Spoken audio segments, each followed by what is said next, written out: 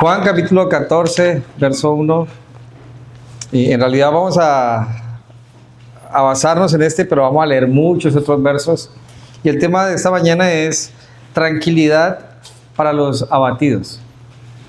Estaremos observando cómo el Señor obra en la vida de aquellos que le siguen en medio de las dificultades, en medio de la intranquilidad. Y creo que a veces como creyentes cometemos un error, ¿no? Y no es que sea un error incluso consciente, pero a veces creemos que por ser creyentes no tendremos más momentos de intranquilidad. Entonces llegamos buscando al Señor, comenzamos a caminar con Él, aprendemos sus promesas, sus palabras, y pensamos por ahí inconscientemente, seguro que nunca más van a volver los problemas, que por ser discípulos de Jesús, incluso ser mejores discípulos que otros tal vez, piensa uno, mejor me va a ir, pero aunque no es la norma, muchas veces vamos a pasar momentos difíciles, y esos momentos difíciles nos pueden llegar incluso a hacer pensar que no somos buenos creyentes. No sé si usted ha pensado que ni siquiera creyente es, porque hay situaciones que se presentan y uno dice, pero si yo amo a Dios, ¿por qué pasa esto? ¿Será que si soy nacido de nuevo? ¿Será que si estoy haciendo las cosas bien? Algunos piensan tal vez, ¿será que si estoy dando lo necesario, lo suficiente? O sea, muchas cosas pasan por nuestra mente, pero a través de este pasaje vamos a ver que vamos a tener momentos difíciles, pero el Señor nos va a ayudar y nos va a levantar en fe para caminar con Él. Entonces, déjeme orar y estudiamos un rato la palabra. Amado Dios, gracias por este tiempo, Padre. Permíteme estar aquí con mi esposa, Señor, en este lugar, con esta familia que nos has dado, Dios, aquí en Austin. Y rogamos, Padre, que juntos, a través de tu palabra, seamos animados, Señor. Si hay alguna persona que seguramente ha pasado turbulencias en su vida o la está pasando ahora, o conoce a alguien que está en una situación como estas, lo que tú dices aquí en estos textos, podamos abrazarlos, Señor, atesorarlos, creerlos, pero también compartir seguramente con otros ese ánimo. Oramos por este tiempo, Señor, por tu iglesia, tu obra, para que sigas fortaleciéndonos, añadiendo a tu iglesia cada día, Señor, también. Y rogamos por esto en el nombre de Jesús. Amén. Juan capítulo 14, verso 1. Este estudio nace hay un curso que dicto regularmente en varios lugares y es el método de estudio inductivo. Y este pasaje es uno de los ejemplos que más utilizo, pero en las últimas semanas es algo que surgió en mi corazón y es hacer un estudio un poco más detallado y dejar de usarlo como un ejemplo para un curso, para abrazarlo y decir, bueno, Señor, yo necesito ánimo. Sí, han pasado cosas con mi hijo, con la iglesia, en la ciudad, la política del país. Ayer hicieron un atentado a uno de los candidatos presidenciales en Bogotá, en mi país, y eres uno de los que la gente quería que subiera y le dispararon varias veces. Está grave en el hospital Miguel Uribe. Sí, no soy muy apasionado por la política, pero cosas así suceden y eso nos atormenta, ¿no? En Juan capítulo 14, verso 1 dice: no se turbe vuestro corazón.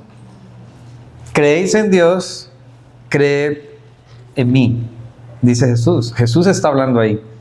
Y quiero que descubramos un poco más acerca del significado de la palabra turbarse. Porque cuando entendemos esa palabra y alguien nos dice, no te turbes, uno casi que le responde, ¿quién te crees para decirme que no me turbe? ¿Por qué me dices eso? Porque no entiendes lo que estoy viviendo. La palabra turbarse tiene varios significados. Uno de ellos es alborotarse, pero a causa de un sentimiento, a causa de algo interno. También significa agitarse, moverse bruscamente. Habla de un corazón angustiado, de alguien que queda atemorizado o perplejo por una situación. Esta palabra se usa tanto en el Nuevo como en el Antiguo Testamento. La palabra similar se usa en Mateo capítulo 14, verso 26, cuando los discípulos están en el lago, todo se pone turbulento y Jesús viene caminando por el agua. Entonces los discípulos, dice el texto en Juan 14:26, que ven un fantasma y quedaron paralizados, asustados.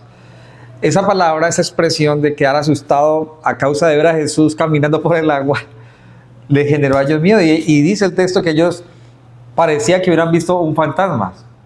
Entonces, imagínense, Jesús viene a ayudarles y no lo reconocen de inmediato, sino que creen que es un fantasma. Es como, o sea, Dios viene en tu ayuda y tú crees que es cualquier otra cosa menos Dios. Entonces, en tu corazón, tu espíritu, se genera algo que te congela, te paraliza. Esa es la palabra que se usa en el Nuevo Testamento. En el Antiguo Testamento, si quiere anotarlo, puede ir conmigo allá, Salmo 42. También hay una asociación de esta palabra en el hebreo. Y es un salmo que seguramente hemos escuchado mucho. Hay canciones acerca de eso. Salmo 42. El verso 1 dice en el Salmo 42: como el ciervo brama por las corrientes de las aguas, así clama mi alma por ti, oh Dios.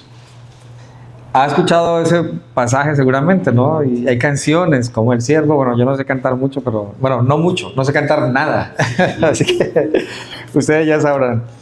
Pero adelántese al verso 5 del Salmo 42. Dice: ¿por qué te abates, oh alma mía, y te turbas dentro de mí? Espera en Dios, porque aún he de alabarte, salvación mía y Dios mío. Ahí hay varias palabras: abatirse, turbarse dentro. Entonces, la expresión de ¿por qué se turba vuestro corazón o no se turbe vuestro corazón? Asociado con el Salmo es: ¿por qué tu corazón ha pasado de un susto a quedar paralizado? Pero la palabra turbarse en el Salmo 42:5 es una ilustración de las ovejas. Resulta que en ese tiempo las ovejas, ellas tenían que cortárseles la lana de tanto en tanto para que no crecieran, y como las ovejitas son tan torpes, a veces se tropezaban, se volteaban y quedaban patas arriba. Entonces las ovejitas no podían voltearse a sí mismas, y si otra quería ayudarle, más daño terminaba haciéndolo, la empujaba a un risco o al agua y no había nada que hacer.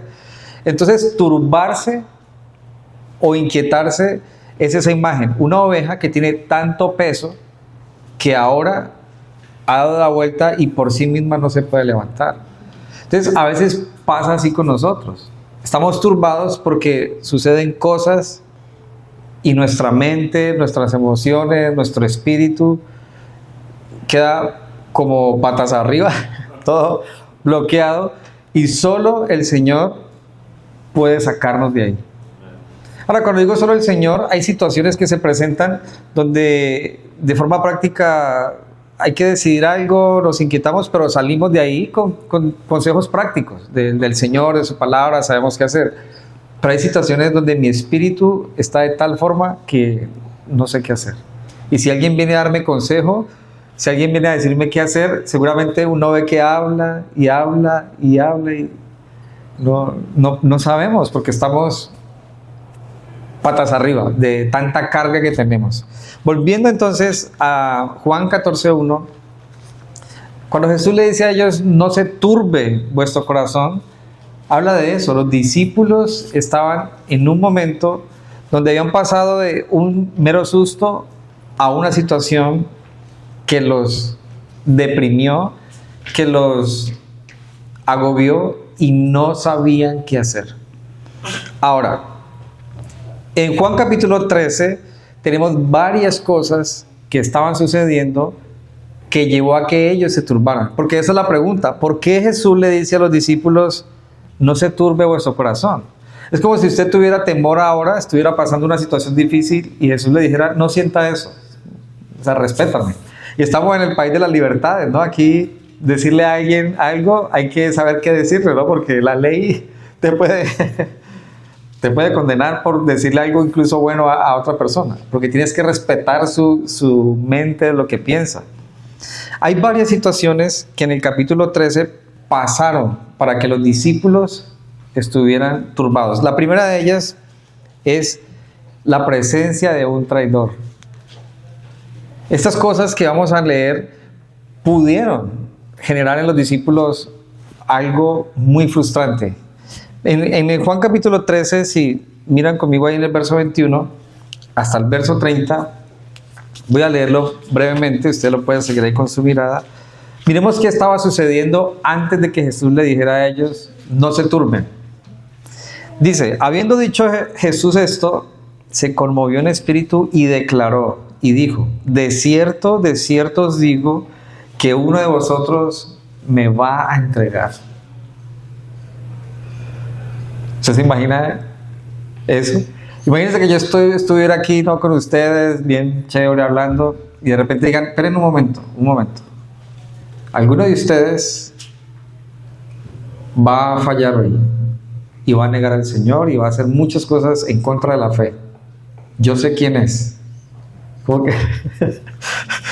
Suéltelas, diga que... Claro, los discípulos han caminado con Jesús mucho tiempo ya en esta parte de su ministerio. Ellos creen conocer al Señor, creen tener poder, porque el Señor les ha dado para que hagan milagros, prediquen, pero de repente Jesús dice, alguno me va a traicionar. Dice, entonces los discípulos se miraban unos a otros dudando de quién hablaba. Es decir, ellos no dijeron, yo sabía que era Judas. O sea, nadie sabía quién era. Pero entonces pensemos en esto. Si en ese momento que Jesús dice que alguien lo va a traicionar y nadie sabía quién era, sino que todos dudaban de sí mismos, ¿por qué creen que pensaron eso? Hay varias razones, pero una de ellas es que todos, seguramente siguiendo a Jesús, sabían que todavía habían cosas negativas en ellos y que cualquiera pudo haber fallado al Señor. Entonces, claro, todos estaban como las ovejitas, patas arriba, como, ¿y ahora qué? Estaban agonizando dentro de sí mismos. Ahora dice, y uno de los discípulos al cual Jesús amaba estaba recostado al lado de Jesús. A este pues hizo señas Simón Pedro para que preguntara quién era aquel de quien hablaba. Pedro por allá. Bueno, me imagino si hubiera sido en esta época por medio de WhatsApp o un mensaje, preguntarle a quién es. Algo estaba pasando. Dice, él entonces, recostado cerca del pecho de Jesús, le dijo, Señor, ¿quién es? Ahora, esta conversación, si ustedes notan, es Jesús y él, no a voces. Respondió Jesús, a quien yo dé el pan mojado, aquel es. Pero esta conversación es entre Juan y Jesús, ellos dos. Mojando el pan, lo dio a Judas Iscariote, hijo de Simón. O sea, no todos sabían esto. Todos vieron que Jesús le da de comer a Judas, pero la conversación acerca de qué es lo que estaba pasando era Juan y Jesús. Ustedes pueden saber, imaginarse qué estaba pensando Juan en ese momento. O sea, ya sé quién es. Pero él no gritó, pero es Judas. No. Dice, y después del bocado, Satanás entró en él, en Judas. Entonces Jesús le dijo, lo que vas a hacer, hazlo pronto. Pero ninguno de los que estaba a la mesa entendió eso, pues solo Juan. Los demás es como, ¿por qué Jesús le está diciendo eso a Judas? Porque algunos pensaban, puesto que Judas tenía la bolsa, que Jesús le decía, compra lo que necesitamos para la fiesta o que diera algo a los pobres. Cuando él hubo tomado el bocado, salió y era de noche. Entonces, Pedro le hace señas a Juan, Juan le da de comer a Judas, Jesús le dice unas palabras a Judas y Judas sale. Entonces seguramente la gente, los discípulos pensaban eso, ¿no? Lo fue a comprar algo, pero resulta que el enemigo había estado orando en su corazón. Entonces, primero que todo, ¿qué pudo generar turbulencia en el corazón de los discípulos? Un traidor en medio de ellos. Lo otro, del verso 31 al 33, hay otra noticia.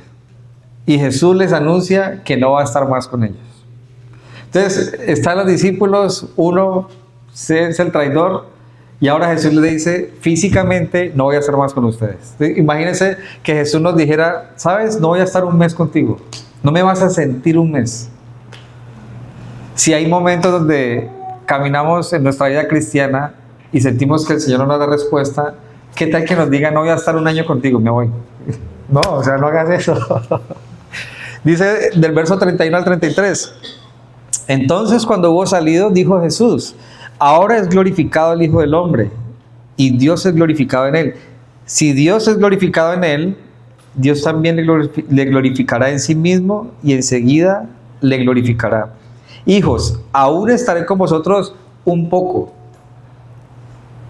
Me buscaréis, pero como dije a los judíos, así os digo ahora a ustedes: donde yo voy, ustedes no pueden ir. Hay un traidor y ahorita Jesús les dice: me voy a ir y ustedes no van a poder seguirme. Como, o sea, ¿qué?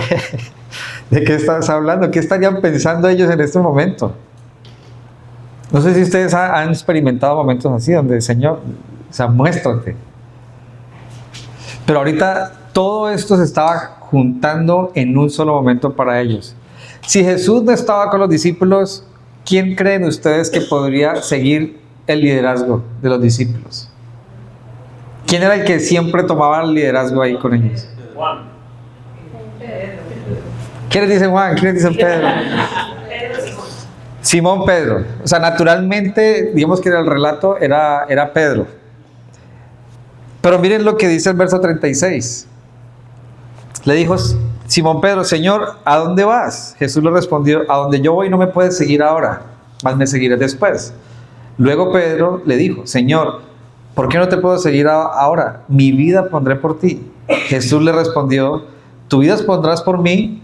De cierto te digo, no cantaré el gallo sin que me hayan negado 3 veces. Hay un traidor. Jesús dice: no voy a estar más con ustedes. Y al que se supone, pues ellos tenían que seguir, lo iba a negar. Es como que, bueno, ¿y ahora qué? Ahora sí estamos, ya no hay nada más.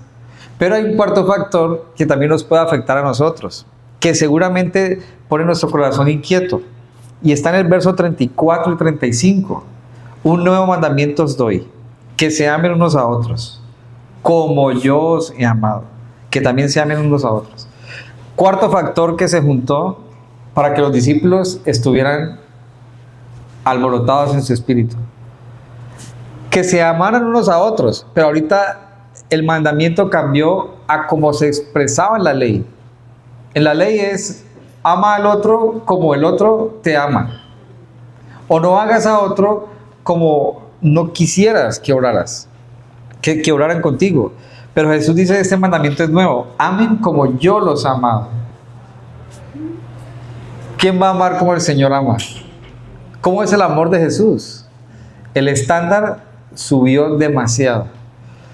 Todo esto se juntó en un solo momento. Pero estas exigencias de cumplir un estándar divino siguen para nosotros hoy. Y a veces nos frustra esto. Cuando el Señor nos dice: perdona al ofensor. Y en nuestro corazón ya: Señor, pero no más. Y uno va a buscar el devocional y el Señor dice: perdona. Y va por acá y perdona, y por acá, por todos lados perdón, y yo no quiero. A veces esas situaciones alborotan nuestra mente, nuestro corazón. Entonces, 4 cosas que estaban sucediendo antes de que Jesús le dijera a ellos: no se turbe vuestro corazón. Primero, la presencia de un traidor. Segundo, la realidad de la ausencia corporal de Jesús. Tercero, había una exigencia con cumplir un estándar de Dios. Y cuarto, Pedrito iba a negar a Jesús. Todo se juntó. Y miren, estos 4 factores nos muestran algo: que hay turbulencias en nuestras vidas de diferentes frentes. Primero, seguramente alguien cercano a Jesús va a negar al Señor como lo hizo Judas. Cuando conocemos a alguien que niega a Jesús, que ya no quiere conocer a Jesús, eso nos afecta a nosotros. Y es una realidad para el creyente. Otro factor que vemos ahí: la sensación de la ausencia de la presencia de Dios. Eso también nos inquieta, porque a veces tenemos que tomar decisiones a corto plazo y empezamos a orar, ayunamos, hacemos 1000 cosas creyendo que eso va a mover el brazo de Dios, y oramos y de repente Dios no dice nada, y buscamos devocional, palabra, y el Señor nos dice todo lo contrario, o acerca de otros temas menos de lo que yo quiero que me responda. O a veces me responde y no es lo que yo estoy esperando. Y busco y el Señor sigue mi contraria. Eso me inquieta. Entonces, cuando hay ausencia de la presencia de Dios, nuestro espíritu se alborota, se sale de su zona de confort. Tercero, el sentimiento de un fracaso por no cumplir el estándar de Dios también me inquieta. Porque a veces queremos caminar como Dios lo desea y fallamos. ¿Y qué sentimos? Que Dios no me quiere, que ya no me va a perdonar una más que he hecho, que seguramente ya no voy a volver a servir. Hay cosas que suceden. Y por último, cuando un líder espiritual fracasa temporalmente. Y esas 4 cosas las vivimos todo el tiempo. No sé si usted ha experimentado que alguien cercano como un hijo, un familiar o un líder ha fallado. ¿Cómo se siente? ¿Qué sentían los demás de Judas? Porque para nosotros en ese tiempo hablar de Judas es como ni siquiera a mi perro le pongo Judas y a la mascota. De hecho, Judas es un mensaje, es un nombre que es despectivo en la actualidad culturalmente. Hay dichos, este es mucho Judas, ¿cierto? Pero resulta que el nombre como tal es piadoso. Viene de Josué, Judá, Juan, Jesús, están asociados al nombre de Judá y tiene que ver con salvación. Pero después de Judas Iscariote no fue lo mismo, ya cambió la cosa, ¿sí? Ya nadie lo hace. Entonces miren lo que puede pasar cuando alguien cercano le falla a Jesús. Nos afecta profundamente. Ahora, piensen en esto. Muchos tal vez nos han fallado, pero no descuidemos nuestra relación porque nosotros podemos ser esa persona que va a afectar profundamente a otro. Entonces, consideremos esto. Si alguien nos ha fallado y esa persona era cercana a Jesús o es un hijo, un familiar que no está ahí cerca y nosotros le hemos enseñado todo lo de la palabra, pues que nuestro corazón tenga perdón, que tenga una actitud de restauración, de reconciliación, pero que esto a su vez nos lleve a pensar en cuidarnos espiritualmente para no ser nosotros quienes vayan a fallar a otra persona. Y mire, en el mundo, en mi antigua manera de vivir, viví muchas cosas y pasaron. Pero desafortunadamente cuando en el ministerio pasan cosas, esas marcan tu vida. Porque en el mundo, usted puede esperar del mundo cualquier cosa. Pero la gente de Dios, cuando experimentamos algo negativo, traición o algo así, uno dice, bueno, pero ni en el mundo. Entonces, que no seamos nosotros eso, ¿no? Y ahora no es que empiecen a mirar quién será el traidor aquí. No, seguramente ninguno. Seguramente no va a pasar, pero cuidémonos para que no seamos un factor que altere la vida espiritual de otro. Ahora, las dificultades, las enfermedades, la falta de respuestas claras de Dios, la falta de dirección, los momentos trágicos pueden llevarnos a experimentar eso. ¿Sí? Recuerdan que en noviembre 28, mi hijo sufrió el accidente y tenía que venir aquí a enseñar acerca de Dios y sus promesas en diciembre 14. Y como, Señor, o sea, y ya teníamos todo y hablaba con Pastor Robert, bueno, Pastor Robert, ¿vas a venir? Sí, voy. Hasta ahora sí. A no ser que otra cosa sucediera, ¿no? Pero justo esa semana pues mandaron a mi hijo de reposo, él iba a estar quieto en la casa, mi esposa podía cuidarlo, yo podía venir, o sea, no me necesitaba físicamente a mí, Sebas, pero son cosas de esa sensación, o sea, yo te estoy sirviendo y pasa esto, es como, o sea, entendimos muchas cosas, porque pudo haber sido más grave. Es más, si el Señor no hubiera frenado el autobús, fuera sido peor, ¿sí? Como 40 toneladas que le golpearon, como a 60 kilómetros por hora. ¿Quién sobrevive? Bueno, ya tengo uno que sobrevivió, y es mi hijo, y solo por la mano de Dios. Entonces, no sé si usted ha experimentado esa sensación de ausencia de la presencia de Dios, o no sé cómo está en este momento. ¿Está esperando algo de Dios? ¿Cómo está su espíritu ahora? ¿Cómo está usted espiritualmente? ¿Está tranquilo o está turbado? ¿Cómo está ahora? Piensen en eso. Porque hay una respuesta. Dios nos va a decir ahorita cómo salir de eso. ¿Cómo el Señor ayudó a sus discípulos?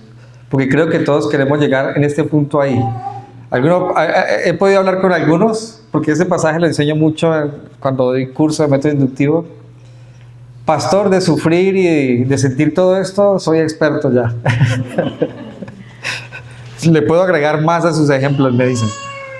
Pero ¿cómo podemos nosotros como creyentes aprender a salir o a lidiar con eso? Con esas cosas. ¿Cómo nosotros lo hacemos?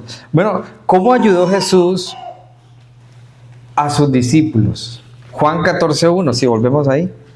En Juan 14:1, de ahí en adelante, el Señor va a mostrar al menos 7 formas o 7 principios que son necesarios para que nuestro espíritu, si está turbado, pueda estar tranquilo. Ahora, quiero aclarar algo. Hay muchas otras cosas que se habla de cómo salir de la angustia en el resto de la Biblia. Solo que nos estamos limitando a lo que está aquí. Si no son 7 nada más, ¿no? Dios hace muchas cosas, ¿no? Primero, que esto no nos va a gustar mucho. Cuando estamos turbados, Jesús nos va a confrontar con la situación. Dios nos va a confrontar con la situación. Él les dice, no se turbe vuestro corazón. Jesús no les dice a ellos, tranquilo, papito lindo, venga, yo lo voy a ayudar. Y ya. Piense que no ha pasado nada. No. Él les dice, ¿por qué estás turbado? Y cuando a uno se le confronta con lo que está experimentando, generalmente cuando es algo humilde, es para que los pensamientos aterricen. Y eso tiene sentido. A veces pensamos en las salidas, en el abogado, el amigo, el presupuesto, el préstamo, para salir de las situaciones. El tratamiento, todo. Pero Jesús no le está mostrando primero un tratamiento. Él les está diciendo por qué están turbados. Entonces eso lo lleva a uno a analizar la situación.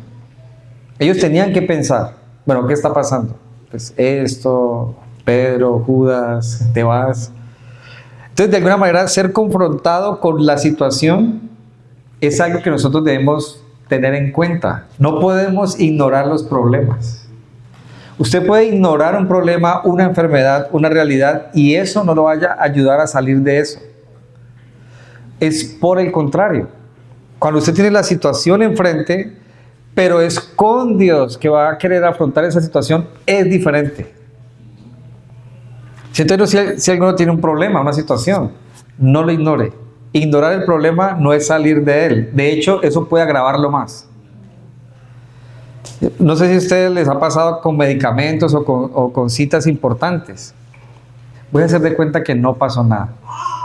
No se toma el medicamento o no acuda a las citas y cuando ya le llega es una orden de evacuación o de algo. No podemos ignorar el problema. Y he tenido muchos casos, muchos ejemplos donde por ignorar el problema, la crisis aumenta. Jesús no quiere que nosotros ignoremos nuestros problemas. Él quiere recordarnos que hay situaciones difíciles, pero que Él va a estar con nosotros en medio de eso. Y nos puede dar la sabiduría de cómo lidiar con esas cosas. Entonces, primero, Jesús confronta a sus discípulos con su situación, no se turben. Segundo, les recuerda que Él es Dios.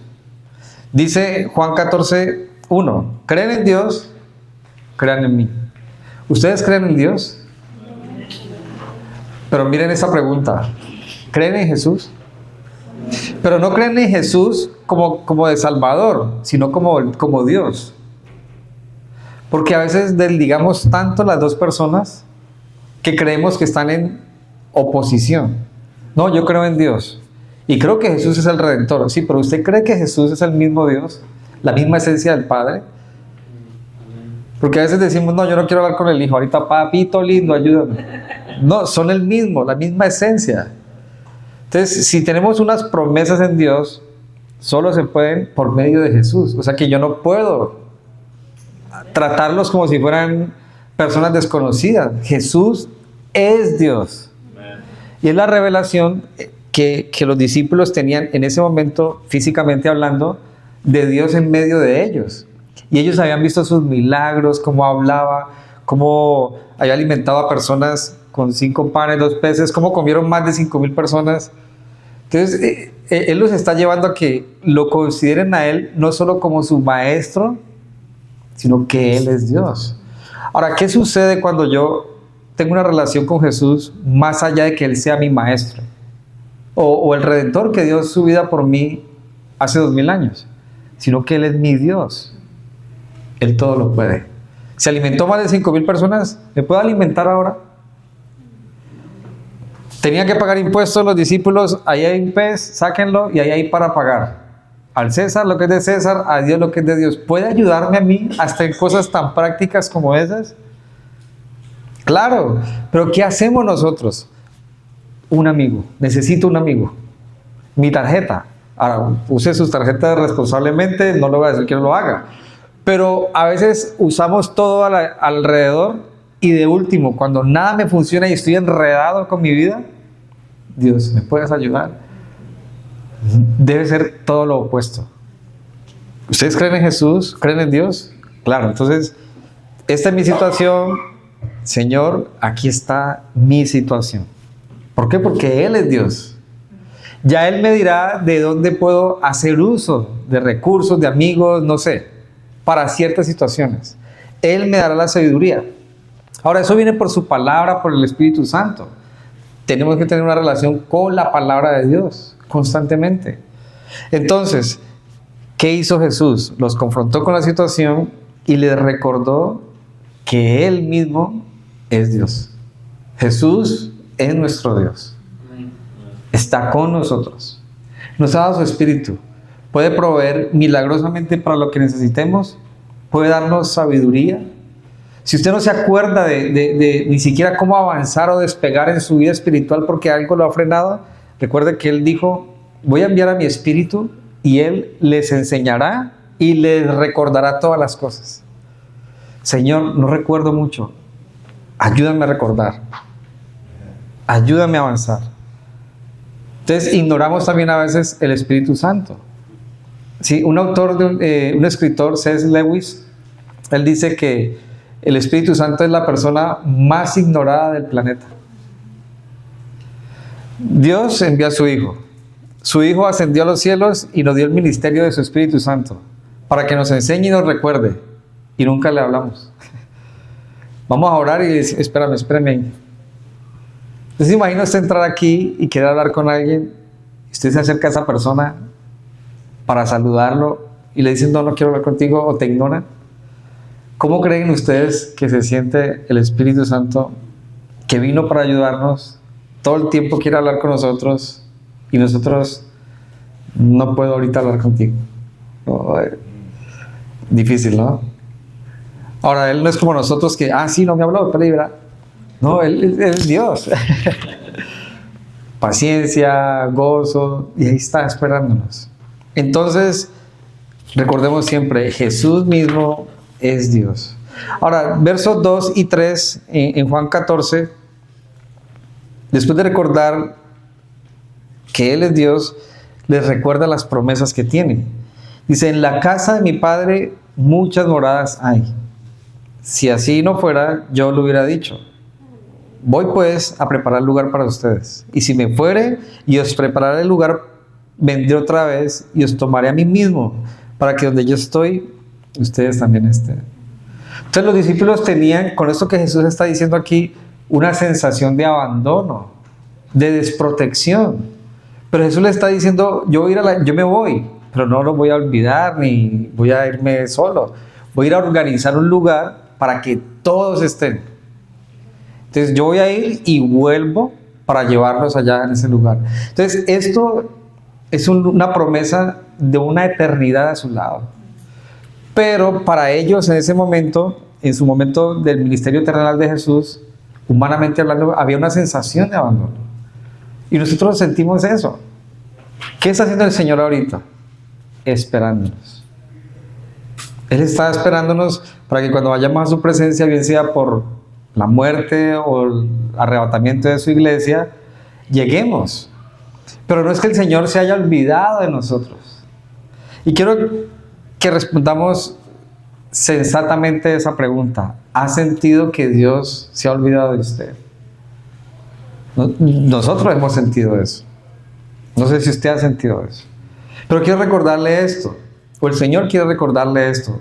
No se ha olvidado de usted. Solamente que seguramente, aunque usted no lo sienta en algunos momentos, Él está a su lado, pero Él está preparando lugar para usted. Y la eternidad no va a ser aquí, sino en su presencia. Entonces, con esto en mente, ¿qué pretende el Señor? Que pongamos nuestra mirada en lo celestial y no en lo pasajero. Y ahí hay un principio. El Señor desea que nosotros tengamos los pies bien puestos sobre la tierra, pero nuestro corazón bien puesto en sus promesas. Sí, es como los barcos tienen un ancla, ¿no? Cuando quieren estar estables, arrojan el ancla. Ahora, nuestra ancla no está hacia abajo, sino hacia allá, hacia el cielo. Es al revés, hacia arriba.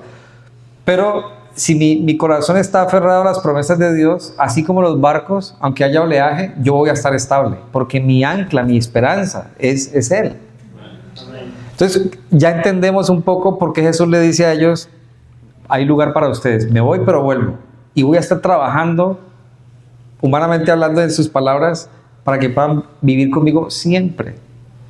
Entonces hay unas promesas eternas.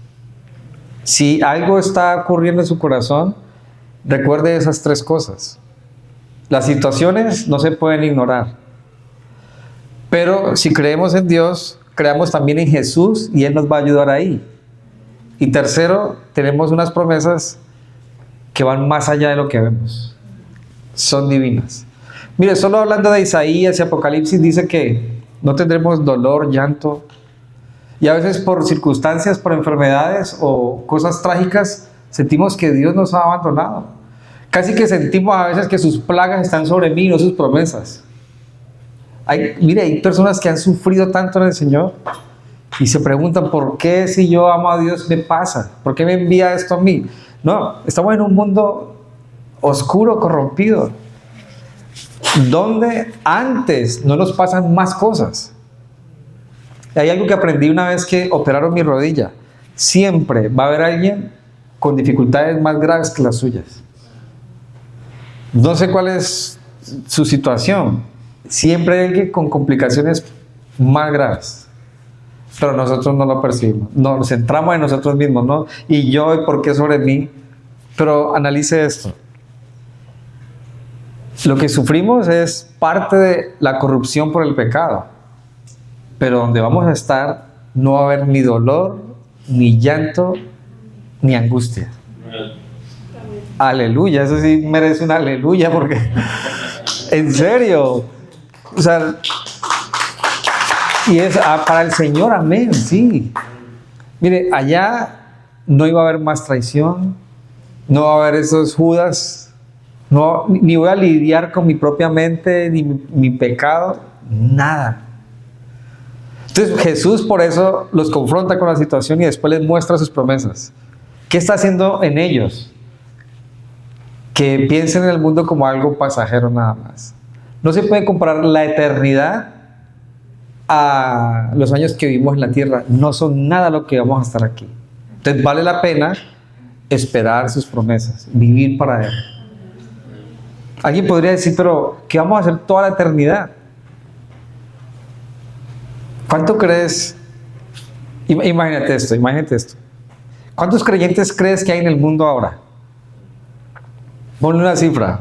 1.000 millones, una cifra exagerada. 1.000 millones de creyentes. Cuando un creyente parta de esa tierra, se va a encontrar a Jesús.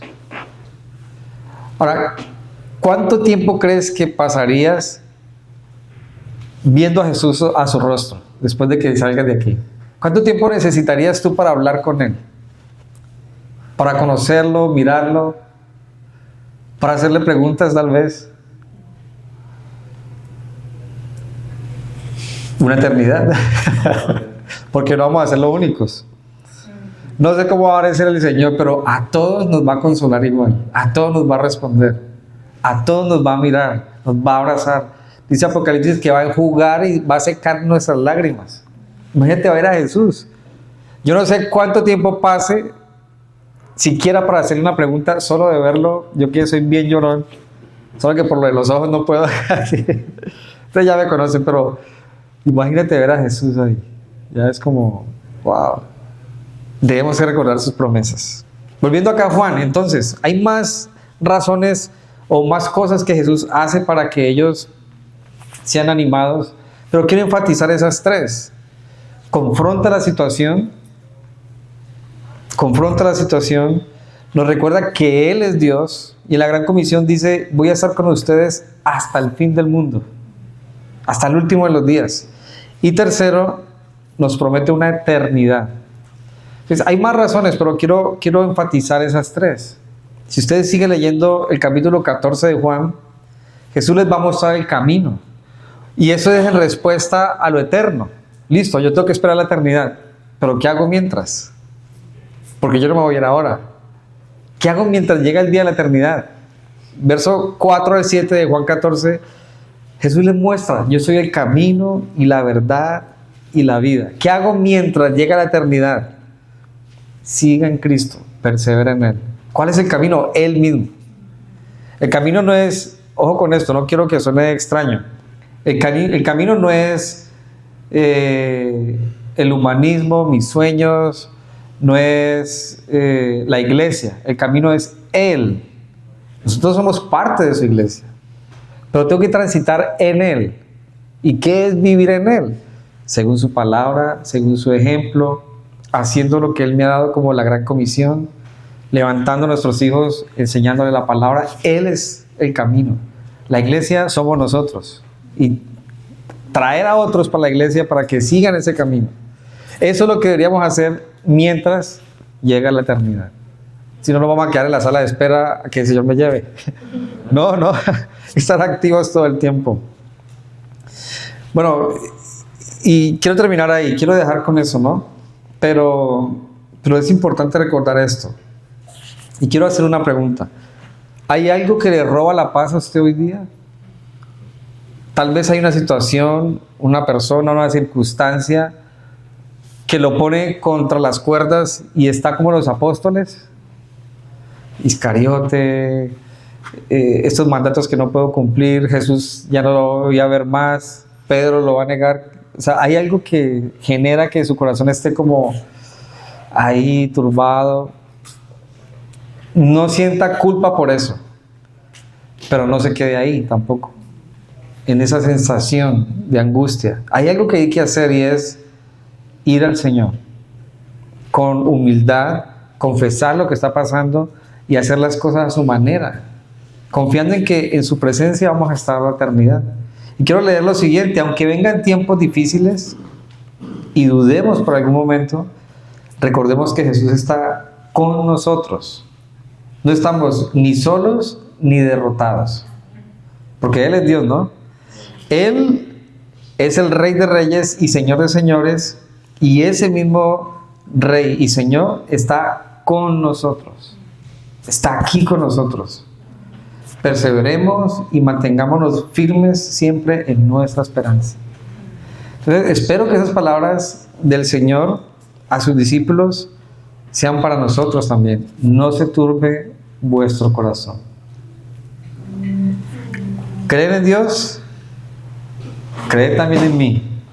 En la casa de mi Padre muchas moradas hay. Si así no fuera, yo lo hubiera dicho. Voy pues a preparar lugar para vosotros. Y si me fuere y os prepararé el lugar, vendré otra vez y os tomaré a mí mismo, para que donde yo estoy, vosotros también estéis.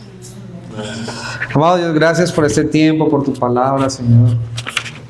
Gracias por permitirme estar aquí con mi esposita, Dios, recordando esas palabras, porque a veces nuestro corazón se llena de angustia, de dudas. Y rogamos, Padre, que nos perdones si a veces buscamos salir de dudas o de los problemas a nuestra manera, Señor.